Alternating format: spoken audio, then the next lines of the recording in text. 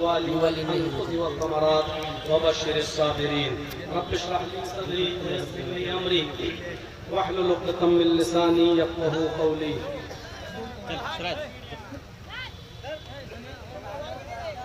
निहायत ही मुअक्कर व मुअज़्ज़ज़ उलमाए किराम, इस अज़ीम शान इजलास के सदर मुहतरम मौलाना अब्दुल रशीद मज़हरी हफ़िज़हुल्लाह, मरकज़ी जमियत अहले हदीस हिंद के अमीर मुहतरम असग़र अली इमाम महदी हफ़िज़हुल्लाह, जो अपनी इंतहाई मसरूफ़ियत के बावजूद आपके इस इलाक़े में आए और उन्होंने अपना वक्त दिया, जमियत व जमात को दिन ब दिन तरक्की की राह पर पहुँचाया। अल्लाह तबारक व तआला मौसूफ को नज़र बद से बचाए और मज़ीद जमियत व जमात की खिदमत करने की तौफ़ीक़ अता फरमाए। इस वक्त हम और आप अपने इस वतन अज़ीज़ में, इस मुल्क में जिन हालात से गुज़र रहे हैं और हमारा मुल्क जिन हालात से गुज़र रहा है, वो हमें और आपको सबको मालूम है और ये किसी से छिपी हुई बात नहीं है। अल्लाह तबारक व तआला का बहुत बड़ा शुक्र है और उसका एहसान अज़ीम है कि उसने हमें और आपको मज़हब इस्लाम की दौलत से मालामाल किया है, इस्लाम का फॉलोअर्स बनाया है, इस्लाम का शदाई बनाया है। ये इस्लाम दीन फितरत है, यानी एक इंसान को क्या चीज अच्छी लगती है, क्या चीज बुरी लगती है, उसके जायज़ मामलात को इस्लाम उसकी रियायत भी करता है और उनके तकाज़ों को पूरा भी करता है। मसलन हम और आप ये गौर करें कि हर शख्स ये चाहता है कि उसकी जान महफूज रहे। कोई नहीं चाहता कि मुझे नाजायज मारा जाए। फितरत का तकाजा यही है। किसी भी धर्म का आदमी हो, किसी भी मजहब का आदमी हो, किसी भी मकतब फिक्र से जुड़ा हुआ हो, कोई ये नहीं चाहता कि उसका कत्ल हो, उसको मारा जाए, उसकी जान चली जाए। और अगर किसी तरीके से या किसी मामले में नाहक बिना किसी गलती के अगर कोई उसको मारता है या उसको कत्ल कर देता है, तो उसके वरसा, उसके रिश्तेदार ये चाहते हैं कि जिसने भी मेरे बेटे को, मेरे भाई को, मेरी बीवी को या मेरे किसी भी फर्द को कत्ल किया है, तो उससे इंतकाम लिया जाए, बदला लिया जाए। यही फितरत का तकाज़ा है। कोई शख्स ये नहीं चाहता, बिला किसी तफरीक, मजहब व मिल्लत में ये बात आपके सामने रख रहा हूं, कोई ये नहीं चाहता कि मेरे मालो दौलत पर कोई नाजायज कब्जा करे।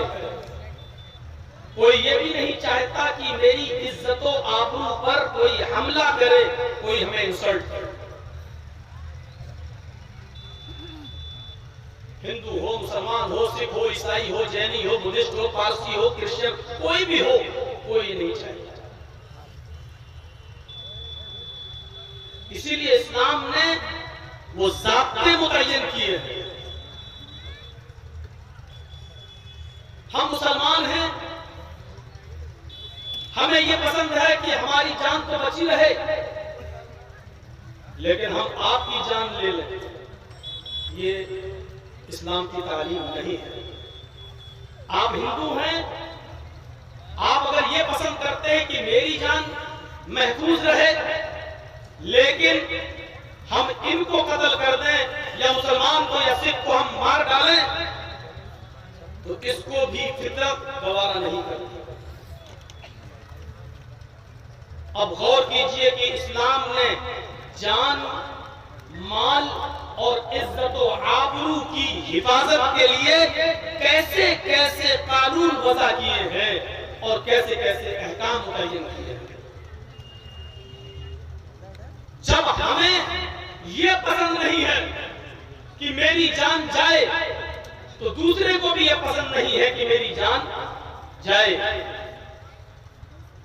अब हम अगर किसी की जान लेते हैं तो यह भी गलत, वो किसी की जान लेता है तो वो भी गलत। कुरान करीम ने जान की हिफाजत को इस बुलंदी पर पहुंचा दिया ये कहकर, मन क़तला नफ्सन बिग़ैरि नफ्सिन औ फ़सादिन फ़िल अर्ज़ फ़कअन्नमा क़तलन नास जमीआ। अगर किसी ने नफ्स वाहिद को, किसी एक मनुष्य को, किसी एक इंसान को कत्ल कर डाला बिना उसकी कोई गलती किए हुए, बिना जमीन में फसाद फैलाए हुए, वो अपने घर में मौजूद था, वो सड़क पर भी नहीं निकला, वो किसी को गाली गलौज भी नहीं किया, वो बेचारा अपने घर में अपनी बीवी बच्चों के साथ बैठा हुआ है और आप किसी के घर में घुस गए और उसको कत्ल कर डाला। कोई कैद नहीं, चाहे वो हिंदू हो या मुसलमान हो, सिख हो या ईसाई हो, बुद्धिस्ट हो, पारसी हो, किसी भी मजहब का मानने वाला हो, अगर तुमने उसको कत्ल कर डाला, उसने कोई गलती नहीं की, उसने जमीन में कोई फसाद नहीं फैलाया, तो अल्लाह तबारक व तआला क्या कह रहा है? कत्ल करने वाला इंसान ये समझ ले, वो कातिल ये जान ले कि उसने किसी एक मनुष्य को कत्ल नहीं किया, उसने किसी एक जान को कत्ल नहीं किया। क़तलन नास जमीआ फ़कअन्नमा क़तलन नास जमीआ। उसने पूरे विश्व की इंसानियत को, उसने पूरे दुनिया की इंसानियत को, उसने पूरे वर्ल्ड की इंसानियत को उसने कत्ल कर डाला। वो एक मनुष्य का कातिल नहीं है, वो पूरी इंसानियत का कातिल है। ये जान की हिफाजत इस तरीके से इस्लाम पेश करता है। कोई हक नहीं है हमें किसी पर हमला करने का, चाहे वो किसी भी मजहब का मानने वाला हो। नफ्सन का मन कतल नफ्सन बिगैर नफ्सिन, उसने किसी को मारा नहीं था, उसने जमीन में फसाद नहीं फैलाया था और तुमने उसको कत्ल कर दिया, मार डाला। तो इतना याद रखना कि तुम एक इंसान के कातिल नहीं हो, तुमने पूरे दुनिया की इंसानियत को, पूरे विश्व की इंसानियत को तुमने कत्ल कर डाला। ये इस्लाम जान की हिफाजत, ये कानून मुतय्यन करके करते हैं। माल दौलत की हिफाजत हमें पसंद नहीं है कि कोई हमारा घर में घुसकर, हमारे घर में घुसकर हमारा माल लूट जाए, लाखों करोड़ों रुपए हो, घर मकान में आग लगा दे, हमारी जमीन जायदाद घर मकान को जलाकर रख दे, तबाह करके रख दे। हमें जब ये पसंद नहीं है तो दूसरे को भी ये पसंद नहीं है।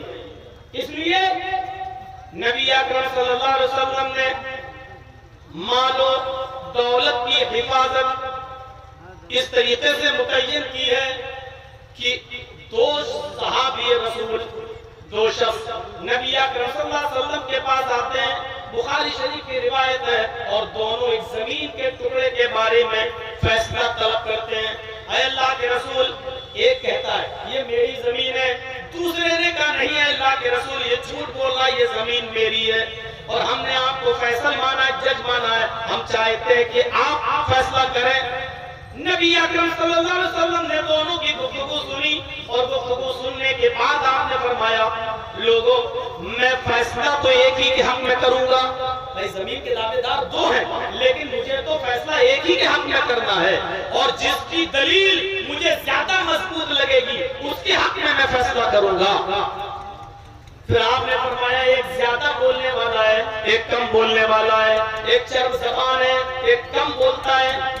जो चर्ब ज़बान है वो अपनी बात अच्छी तरीके से समझा जाता है और एक कम बोलने वाला है वो बेचारा सच्चा होता है लेकिन अपनी बात को सही तरीके से पेश नहीं कर पाता है, अपनी तरीके से सही तौर पर पेश नहीं कर पाता है, लेकिन सच्चा होता है। लेकिन मैं इंसान हूं, मैं भी इंसान हूं, फैसला करने में गलती कर सकता हूं। इसकी बात मुझे मजबूत नजर आ रही है, इसकी दलीलें मुझे मजबूत नजर आ रही हैं, इसलिए मैं ये जमीन का टुकड़ा इसको दे रहा हूं, इसका मालिक मैं इसको बना रहा हूं। लेकिन फैसला मेरा गलत भी हो सकता है। सच्चाई क्या है आप जानते हो, सच्चाई क्या है वो तुम्हें मालूम है। और याद रखना, मेरे फैसले के बाद तुम जमीन के टुकड़े के मालिक तो बन जाओगे, लेकिन हकीकत में अगर ये जमीन तुम्हारी नहीं हुई, ये जमीन का टुकड़ा इसके मालिक अगर तुम नहीं हुए, ये हुआ तो मैं तुम्हें जमीन का टुकड़ा नहीं दे रहा हूं। इन्नमा हिया क़िताअतुम मिनन नार फलयाखुज़ फलयत्रुका, मैं तुम्हें जहन्नम का टुकड़ा दे रहा हूं। रहोगे तो जहन्नम में, खाओगे तो जहन्नम में, सोगे तो जहन्नम में, पियोगे तो जहन्नम में, मरोगे तो जहन्नम में। यानी मेरी अदालत से अगर फैसला गलत हो गया तो तुम उसके हकीकी मालिक नहीं बन सकते हो। उस जमीन के टुकड़े का हकीकी मालिक वही रहेगा जिसकी जमीन है। ये कहकर आपने ये बता दिया कि किसी के जमीन माल और दौलत पर अगर तुम नाजायज कब्जा कर रहे हो तो वो जहन्नम है, जहन्नम जो तुम इस दुनिया के अंदर ले रहे हो। मेरा फैसला भी किसी नाहक को हकदार नहीं बना सकता है। इस तरीके से आपने माल और दौलत की हिफाजत के कानून वज़ा किए हैं और मुतय्यन किए कि मेरी अदालत से फैसला हो जाने के बावजूद हकदार का हक नहीं माना जाएगा। सुप्रीम कोर्ट वगैरह के फैसलों को सब इसी तरीके पर, इसी मायार पर आप उतारते चले जाइएगा। इसी जब सबसे बड़ी अदालत मोहम्मद रसूलुल्लाह की अदालत जब वो ये कह रही है कि मेरे फैसले के बावजूद ना हकदार को हकदार नहीं माना जा सकता है, मेरा फैसला अगर गलत हो गया तो मैं जमीन नहीं बल्कि जहन्नम का टुकड़ा दे रहा हूँ। यानी मेरा गलत फैसला किसी हकदार ना हक को हकदार नहीं बना सकता है। दुनिया में तुम ले सकते हो लेकिन जहन्नम में नहीं बच सकते हो। ये हमें बता रहा है, नबी अकरम की हदीस हमें बतला रही है कि मेरे भाइयों, नबी अकरम लोगों के माल, उनकी जमीन और जायदाद, उनकी दौलत के कितने बड़े मुहाफिज थे और जो अहकाम कानून वज़ा किए हैं वो कितने शानदार कानून। आइए, हर कोई शख्स ये भी चाहता है कि मेरी इज्जत और आबरू की हिफाजत हो, कोई मेरी इंसल्ट न करे, चाहे हिंदू हो या मुसलमान, सिख हो या ईसाई। आप भी चाहते हैं, दूसरे भी यही चाहते हैं। नबी अकरम ने इज्जत और आबरू की हिफाजत के लिए ऐसा कानून मुतय्यन किया कि आप किसी की इंसल्ट करना तो बहुत दूर की बात, उसके पीठ के पीछे भी आप उसकी बुराई नहीं कर सकते हैं। अगरचे वो कमियां उसके अंदर पाई जा रही हैं, शराबी है, जुआरी है, ज़िनाकार है, सब कुछ उसके अंदर बुराइयां हैं, लेकिन उसके पीठ के पीछे आप किसी को उसकी बुराई नहीं बता सकते हो। उसकी बुराइयां को आप उसको बुराइयां बयान करके उसको रुस्वा नहीं कर सकते हो। नबी अकरम कहीं तशरीफ ले जा रहे हैं, आपके साथ आपके सहाबा की एक जमात है, चंद लोग रास्ते में बैठे हुए मिलते हैं जो हजरत माइज़ इब्न मालिक अल-असलमी की क़ीमत कर रहे थे। काश माइज़ ने अपना जुर्म अल्लाह के नबी को न बताया होता, ज़िनाकारी वाली बात न बताई होती तो माइज़ को कत्ल न किया जाता, पत्थरों से मार मार के उनको हलाक न किया जाता। आज माइज़ इस दुनिया में नहीं है, पत्थरों से मारा गया है। हदीस के अल्फाज तो ये कि कुत्ते की तरह उसको मारा गया है। ये लफ्ज़ कुत्ता भी इस्तेमाल कर दिया था। नबी अकरम सल्लल्लाहु अलैहि वसल्लम को माइज़ इब्न मालिक अल-असलमी की ये बुराई जो उनके मरने के बाद, उनके इंतकाल के बाद जो ये चंद लोग कर रहे थे, ये अच्छी नहीं लगी। आप खामोश रहे। कुछ आगे बढ़े तो आपने देखा है कि एक गधा मरा हुआ पड़ा है, सड़ा हुआ है, बदबू आ रही है और उसके पैर फैले हुए हैं। अल्लाह के नबी ने उन लोगों को बुलाया जो सड़क पर, रोड पर बैठकर ग़ीबत कर रहे थे। आपने कहा, लो इधर आओ जी, अल्लाह के रसूल कहिए मेरे लिए क्या हुक्म है? आपने बुलाया, कहा सड़े हुए गधे का गोश्त खाओ। गधे का? हाँ, सड़े हुए का। अल्लाह के रसूल ये जिंदा भी होता तो हम नहीं खाते, क्योंकि आपने जिंदा गधा भी हराम करार दिया है। ये तो मरा है और सड़ भी गया और बदबू भी दे रहा है। आपने फरमाया, अभी अभी तुमने अपने भाई का जो गोश्त खाया है, सड़क पर बैठकर जो माइज़ इब्न मालिक अल-असलमी की जो ग़ीबत की है, जो बुराई की है, जो गोश्त तुम खाकर आए हो, वो इस सड़े हुए बदबूदार गोश्त से ज्यादा गंदा और बदबूदार था। इससे ज्यादा भयानक, इससे ज्यादा सड़ा हुआ, इससे ज्यादा बदबूदार था। गौर कीजिए, इज्जत व आबरू की हिफाजत किस तरीके से इस्लाम मुतय्यन कर रहा है। आप किसी चोर, किसी जिनाकार, किसी शराबी के मुंह पर आप उसको शराबी को कह सकते हो, समझा तो सकते हो, लेकिन पीठ के पीछे किसी को शराबी कहने का हक आपको नहीं है। फलानी शराबी, अरे वो जिनाकार, आपको ये कहने का हक नहीं। यानी इज्जत व आबरू की इंसल्ट करने की इजाजत नहीं देता है ये इस्लाम। अंदाजा लगा सकते हैं। और जान, माल, इज्जत व आबरू, इन चीजों पर जब हम गौर करते हैं, फिर उसके बाद में हम जरा दिल्ली के हालात पर नजर डालें और गौर करें क्या है। फिर इंसानी फितरत ये भी कहती है, मौलाना जर्जीस का भाई अगर कत्ल कर दिया गया तो जर्जीस साहब ये चाहते हैं कि मेरे भाई के कातिल को भी कत्ल किया जाए। ये फितरत का तकाजा है। अगर कोई रमेश, कोई राकेश अगर मारा गया तो उसका बाप, उसका भाई ये चाहता है कि जिसने हमारे भाई को या बेटे को मारा, रमेश या राकेश को, उसका कातिल, उसको भी मारा जाए, उसको भी सूली पर लटकाया जाए। बीच में चंद लोग दोनों तरफ से बैठकर सुलह करवा देते हैं, लेकिन सुलह के बावजूद हम वक्त के हालात के तनाजुर में सुलह तो कर लेते हैं, लेकिन दिल फिर भी मुतमईन नहीं होता। दिल यही कहता, चार आदमियों की बात मान तो रहा हूं, लेकिन मेरे भाई का कातिल जिंदा कैसे है। मेरे भाइयों, जरा तसव्वुर कीजिए, निर्भया जो केस है और चार दोषी जो फांसी, देख लीजिए निर्भया की मां, ये दिल की आवाज, यही फितरत की आवाज है। वो किसी भी कीमत पर माफ करने के लिए तैयार नहीं है अपनी बेटी के कातिल को, क्योंकि यही फितरत की आवाज है।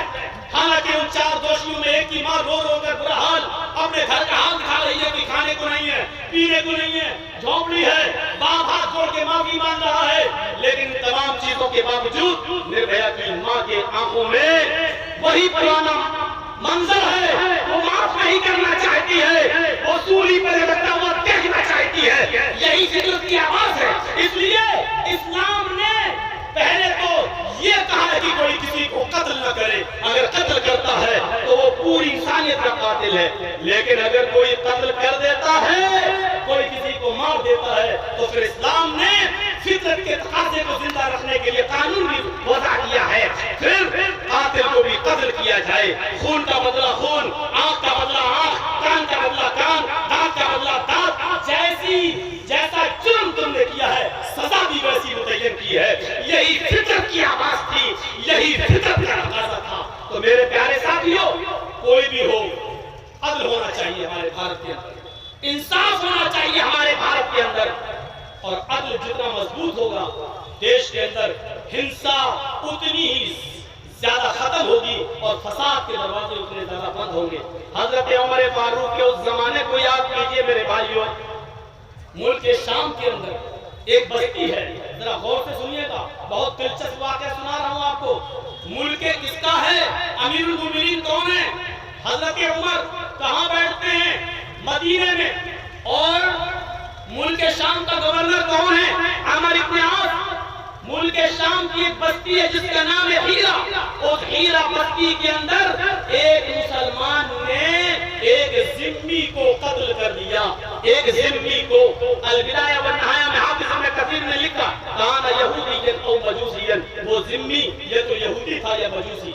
एक मुसलमान ने एक यहूदी या मजूसी को कत्ल कर दिया।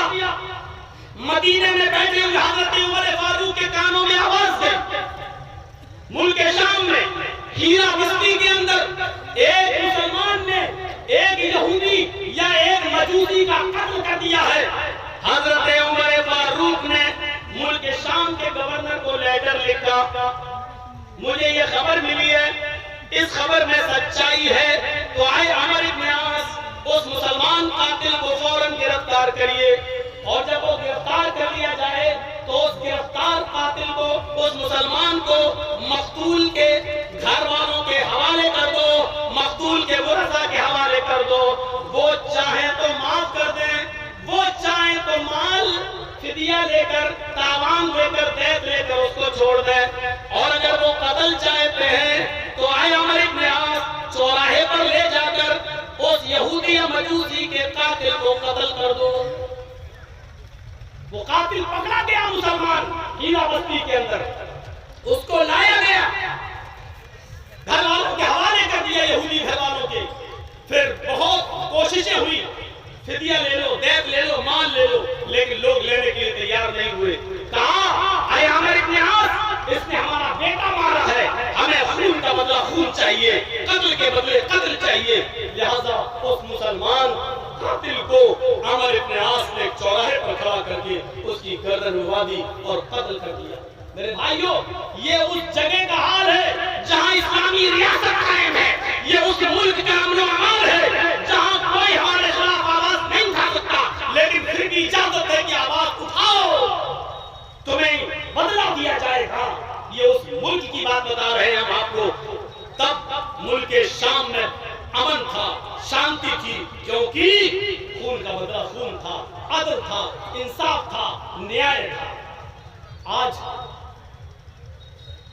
हमारे साथ यही तो हम चाहते हैं कि इंसाफ हो। मौलवी जर्जीस भड़काऊ बयान दें, लगाओ 153, कौन मना कर रहा है, पकड़ो। लेकिन अगर कोई शख्स ये कहता है कि ट्रंप के जाने तक तो मैं खामोश हूं, और ट्रंप के जाने के बाद डीसीपी के सामने जो कहता हो कि मैं तुम्हारी भी नहीं सुनूंगा, फिर हमें रास्ते खुलवाने आते हैं, इस पर भी 153 लगना चाहिए और FIR दर्ज होनी चाहिए। जहां बदला होगा वहां अमन होगा, शांति होगी, न्याय जहां होगा। मेरे भाइयों, हजरत उमर फारूक यहूदी और ईसाई मुसलमान तो छोड़ो, जब याद आता या मेरी गलती है तो हजरत उमर अपने आप को भी पेश कर दिया करते थे, अपने आप को भी पेश कर दिया करते थे। एक बार पेशाब करने बैठे हुए हैं, इस्तिंजा कर रहे हैं, इतने में उनका खादिम आया, अमीरुल मोमिनीन, अमीरुल मोमिनीन, अमीरुल मोमिनीन। उसकी नजर नहीं पड़ी कि पेशाब कर रहे हैं, वो चिल्ला अमीरुल मोमिनीन, अमीरुल मोमिनीन। हजरत उमर को गुस्सा आ गया, कमीना मैं पेशाब कर रहा हूँ, चिल्ला रहा अमीरुल मोमिनीन, अमीरुल मोमिनीन। जल्दी से इस्तिंजा करके फारिग हुए और उस गुलाम के पास गए और एक थप्पड़ उसके गाल पे मार दिया, ठंडा देता। वो तो तड़प गया। हाँ बोलो क्या है ये काम, जाओ ये कर लेना, अल्लाह की बात ये कर लेना, इससे पहले ये कर लेना, ये कर लेना, जाओ ठीक है मैं कर लूंगा। जब वो जाने लगा, हजरत उमर अपने घर की तरफ आने लगे, उसने कहा अमीरुल मोमिनीन कहां जा रहे हैं? गुलाम ने कहा कहां जा रहे हैं? कहा घर जा रहा हूं। क्या करेंगे? खाना खाऊंगा और थोड़ा सा कैलूला करूंगा, सोऊंगा। उसने कहा अमीरुल मोमिनीन जब आप घर पहुंच जाएं और खाना खा लें, और खाना खाने के बाद जब बिस्तर पर लेट जाएं तो एक चादर जब आप अपने शरीर पर अपने जिस्म पे डाल लें, चादर से अपना मुंह छिपा लें, तो चादर ओढ़ते वक्त थोड़ी देर दाहिनी करवट से अपनी आप सोते वक्त थोड़ी सी नजर आज के इस मामले पे डाल लेना, थोड़ा सा गौर कर लेना। आया मेरे मोमिनीन, ये थप्पड़ जो आपने अभी मेरे दाहिने गाल पर मारा है, ये थप्पड़ आपने कहीं नाजायज तो नहीं मारा है? हजरत उमर ने कहा तुम देख नहीं रहे पेशाब कर रहा हूं, तो कह रहे हो अमीरुल मोमिनीन, अमीरुल मोमिनीन, अमीरुल मोमिनीन। कहा अमीरुल मोमिनीन मैं इतना बड़ा बेवकूफ नहीं हूं, अगर मैंने पेशाब करते हुए आपको देख लिया होता तो मैं क्यों चीखता? मेरी नजर आपके ऊपर नहीं पड़ी थी, इसलिए मैं चीखता रहा ताकि आप सुन लें और निकल आए। हजरत उमर ने कहा वाकई तुमने मुझे देखा नहीं था? कहा नहीं। कहा तब तो मेरी गलती है, घर जाकर सोचने की जरूरत नहीं, इधर आओ, जिन लोगों के सामने मैंने तुम्हें थप्पड़ मारा है, तुम भी इतने लोगों के सामने मेरा बदला ले लो, इंतकाम ले लो, मेरे गाल पर तुम भी थप्पड़ मार लो। उसने कहा अमीरुल मोमिनीन आपने संजीदगी दिखाई, आपने अपनी खता अपनी गलती मान ली, मैंने आपको माफ कर दिया। हजरत उमर कहते नहीं तुम मुझे इसलिए माफ कर रहे हो क्योंकि मैं तुम्हारा मालिक हूं और तुम मेरे खादिम हो, खादिम मालिक की इंसल्ट नहीं करना चाहता इसलिए तुम माफ कर रहे हो। उसने कहा नहीं अमीरुल मोमिनीन मैं दिल से माफ कर रहा हूं। फिर हजरत उमर ने कहा नहीं तुम इसलिए माफ कर रहे हो क्योंकि मैं अमीरुल मोमिनीन हूं और तुम लोगों के सामने मुझे मारकर जलील नहीं करना चाहते हो। नहीं, मुझे इस दुनिया में जलील हो जाना है, लेकिन आखिरत में जिल्लत से मुझे बचना है, तुम्हें बदला लेना होगा। उसने कहा, अमीरुल मोमिनीन, मैं आपसे कयामत के दिन बदला नहीं लूंगा, मैंने आपको माफ कर दिया। हजरत उमर कहते हैं, नहीं नहीं, ये तुम हवाई बातें इस दुनिया में कर रहे हो, आखिरत में तो हर इंसान एक दूसरे से बदला लेने पर मजबूर हो जाएगा। गुलाम के अल्फाज देखो अल-बिदाया व नहाया में, उस गुलाम ने कहा, अमीरुल मोमिनीन, मैं उस जात की कसम खाकर कहता हूँ जिसके कब्जे में मेरी जान है, मैं उस रब के इज्जत व जलाल की कसम खा के कहता हूँ, मैंने आपको दिल से माफ कर दिया है, मैं आपसे इंतकाम नहीं लूंगा कयामत के दिन। तब हजरत उमर फारूक ने कहा, अब इसने अल्लाह की कसम खाई है, अब मुझे एतबार है, लोगों तुम गवाह रहना, अगर कयामत के दिन ये मुझसे एक नेकी मांगे तो तुम गवाही देना कि अल्लाह, इसने उमर फारूक को बदला दे रहे थे लेकिन इसने नहीं। इस स्टेज पर ना कौन है अमीरुल मोमिनीन, कौन है खादिम पूरी कौम के, और खादिम भी ना समझते हो तो बहुत साफ जुमलों में समझा दूं खादिम का तर्जुमा। खादिम का मतलब चौकीदार, बिल्कुल सही लफ्ज है खादिम का तर्जुमा, चौकीदार। मौलाना जर्जीस अपने आप को चौकीदार कहते हैं, ये बहुत आसान है, लेकिन बनकर दिखाना ये बहुत मुश्किल है। कंपेयर कीजिए, मिलाइए और मुआसरा कीजिए कि असली चौकीदार कौन है और क्या किसको कहा। बुढ़िया, एक आदमी घर के बाहर बैठा, बारिश हो रही है, उमर उसके पास गए, क्या हुआ, क्यों रो रहे हो? अरे जा, तू क्या जाने, मेरे ऊपर क्या, नहीं बताओ। कहा कि मेरी बीवी को बच्चा हो रहा है, डिलीवरी हो रही है, मैं परेशान हूँ, कोई दाया नहीं मिल रही है, बारिश हो रही है, मैं कहाँ जाऊँ। हजरत उमर अपने घर आए, अपनी बीवी से कहा, चलो आज एक यहूदी आदमी या मजूसी आदमी की बीवी को दर्द हो रहा है, बच्चे की डिलीवरी हो रही है, तुम बच्चे की पैदाइश में अर्ध हो, माहिर हो, चलो। हजरत उमर फारूक ने अपनी बीवी के हाथ में तेल दिया और कपड़ा लेके आई और जल्दी से पेट को दबाया, तेल वगैरह इस्तेमाल किया, बच्चा बाहर रोता हुआ, उसकी आवाज निकली, अंदर से आवाज आती है, अमीरुल मोमिनीन, अपने भाई को खुशखबरी सुना दो कि अल्लाह ने तुम्हें बेटा दिया। कहाँ गया वो आदमी? अमीरुल मोमिनीन आप? मैं खादिम, नहीं नहीं, मैं चौकीदार, तेरी बीवी को परेशानी हो, उमर कैसे सो सकता है, ये है चौकीदार। इसको कहा जाता है जिसने ना यहूदियत देखी, ना मजूसियत देखी, ना नस्रानियत देखी, इसलिए महात्मा गांधी जैसी शख्सियत ये कहने पर मजबूर हुई, सत्य और अहिंसा के अंदर इस देश में अमन, शांति, चैन और सुकून अगर चाहते हो तो उमर फारूक का अदल और उमर फारूक का इंसाफ कायम कर दो। मेरे भाइयों, 8 बजे से ज्यादा परमिशन नहीं थी, मैंने 8:40 तक आपका वक्त ले लिया। अभी सलमानी में भी मुझे जाना है, मगरिब तक प्रोग्राम था, लेकिन होली की पड़ जाने की वजह से ये प्रोग्राम मगरिब के बाद तक चलाया गया। हम ज्यादा वक्त आपका नहीं ले सकते, हम कानून को भी अपने हाथ में नहीं ले सकते हैं। हमने एक पैगाम दे दिया है कि इज्जत व आबरू और जान माल की हिफाजत आप इस्लाम से सीखिए, और अल्लाह तबारक व तआला से दुआ करते हैं, अल्लाह हमारे भारत में अमन पैदा फरमा दे, हमारे भारत में सुकून पैदा फरमा दे, हमारे मुल्क में शांति पैदा फरमा दे। अल्लाह हम तमाम हिंदू और मुसलमान सिख और ईसाइयों को अल्लाह भाई भाई बनकर रहने की प्रेरणा और तौफीक दे, और इस देश की हमारी हिफाजत फरमा। जब तक तो हमें जिंदा रख, इस मुल्क का, इस भारत का वफादार बनाकर जिंदा रख और मुसलमान बनाकर जिंदा रख, और जब हमारा खात्मा हो तो ईमान पर हमारा खात्मा फरमा। वमा अलैना इल्लल बलागुल मुबीन व आखिरु दअवाना अनिल हम्दुलिल्लाहि रब्बिल आलमीन। अस्सलामु अलैकुम व रहमतुल्लाहि व बरकातुहू।